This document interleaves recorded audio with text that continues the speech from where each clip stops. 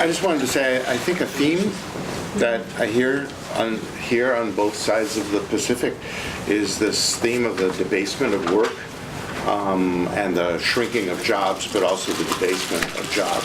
I mean, I just hear that everywhere, and I think that's the story that needs to be covered. And it's done through trade agreements, through a basic process of deregulation.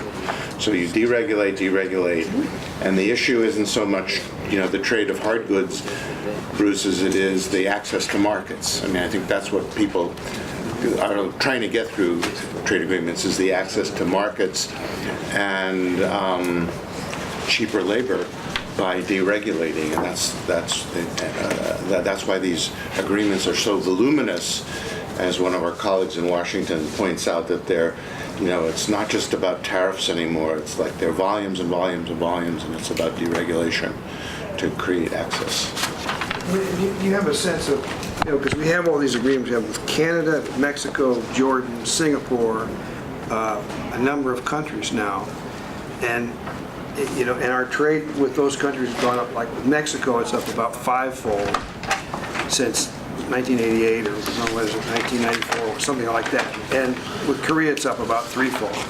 So the trade goes up, imports go up, exports go up, and is there a sense that workers are worse off in the countries where we have trade agreements than in other countries where we don't have trade agreements?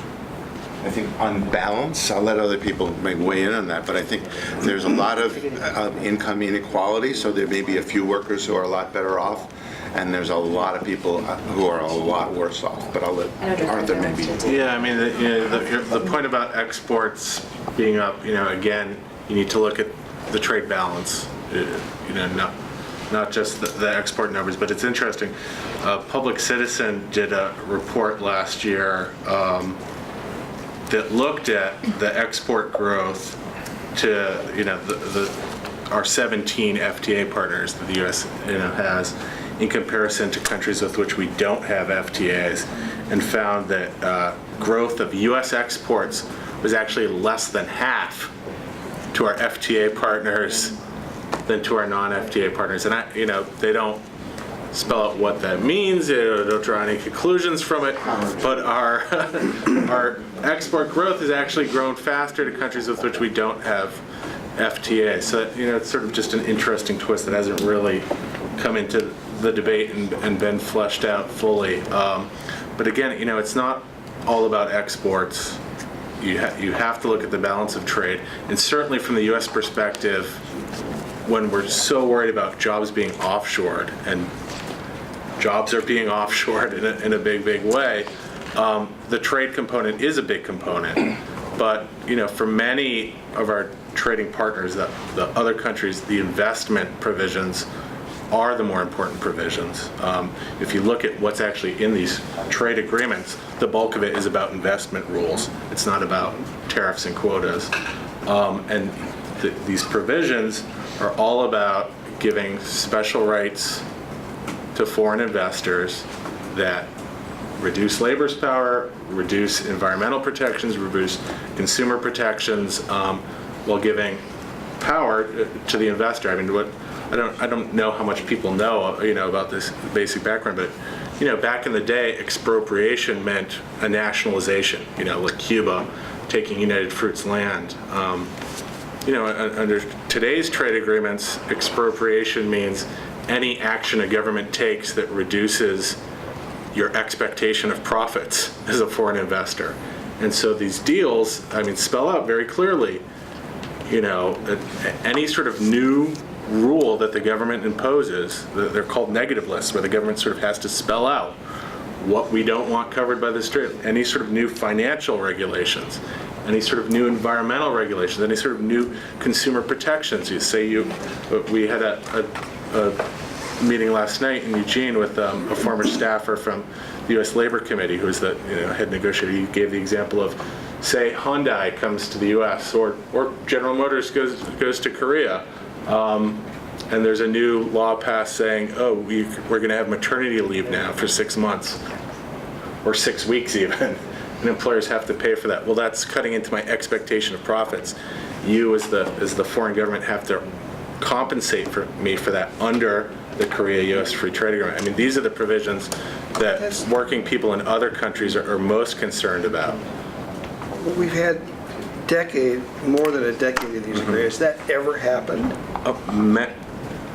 Many times in the developing countries. I never heard of it happening here where we say to a company, you have to have maternity leave, and we get sued by Hyundai or those guys. I mean, if you look at CAFTA, the Peru Free Trade Agreement, our trade deals haven't been, the one exception is NAFTA, Canada, haven't been with capital exporting nations that have a lot of investments in the U.S. It's mainly been U.S. corporations using this power in developing countries to challenge their laws.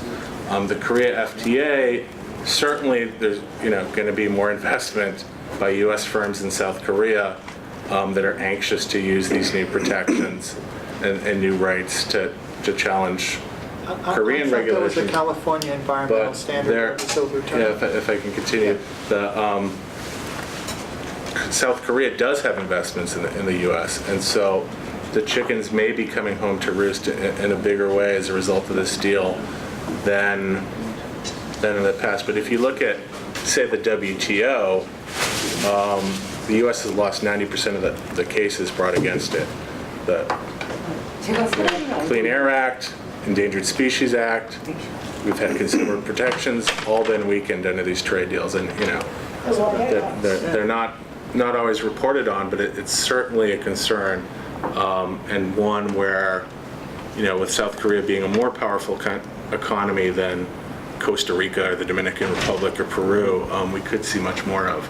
But certainly, again, from the U.S. perspective, at least, speaking on behalf of a coalition that has a lot of labor, the concern has absolutely been the offshoring of jobs. In other countries, it's been more, the new powers that foreign investors are getting to, basically dictate. I mean, maybe not literally dictate, but dictate through, you need to compensate us. What sort of environmental protections can you have? What sort of films film quotas are you allowed to produce? Things of that nature. It's very much about power and who in society has the power to decide how's the economy going to be shaped.